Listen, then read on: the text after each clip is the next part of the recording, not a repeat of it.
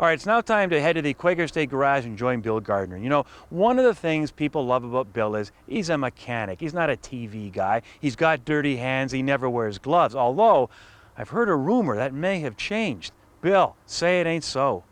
Brad, the next thing you know, I'll be eating sushi and drinking Perrier water too, but what's the matter with wearing gloves, buddy?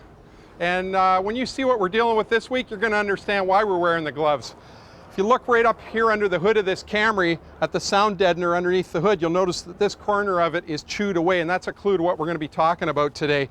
Now, my customer, when he was down in Florida this winter at his condo, noticed that a number of cars around him were getting damaged, and when we inspected his car when he got back home from Florida, just doing a routine service on the car, one of the things we always do is pull out the air filter and look at the air cleaner element. Now, this air filter is not by any means in need of replacement because of being clogged with dirt. It's rather clean, in fact. But if you look over here, there's a hole eaten completely through the air filter, and that's been eaten through by a rat. Now, mice and rats love to get in under the hood of your car. Normally, they do it up here for the warmth.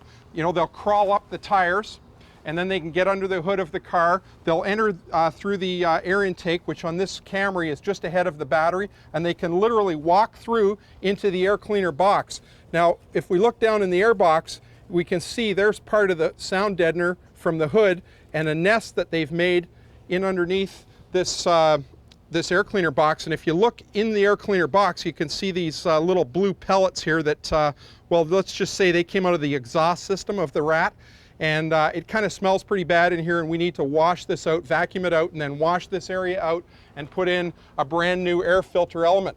Now, normally you're replacing an air filter element because it's clogged up and it's probably costing you fuel economy and increased emissions from your engine and a loss of pep or power. But in this case, we're changing the air filter because it was physically damaged by the rats. So in this case, what we're going to do is drop in 4 or 5 mothballs in the bottom of the air box, and the smell of the mothballs tends to repel mice and rats from wanting to go in there. They'll go elsewhere and work on somebody else's car. And you know what? This is the first time we've done a segment like this in the 20 years of motoring, but it's not the first time I've seen it. I've had customers' cars where they've gone to Florida for the winter, come back, started the car up, and there's been wires that have been completely chewed in half, spark plug wires. I remember this one Chevy V8 started up and ran on 5 cylinders because 3 out of the 8 spark plug wires were severed, completely chewed in half. Some other 12-volt wiring under the hood of the car was chewed through as well. They actually chewed right through the copper conductors of light-duty wires going to the water temperature sensor on this car.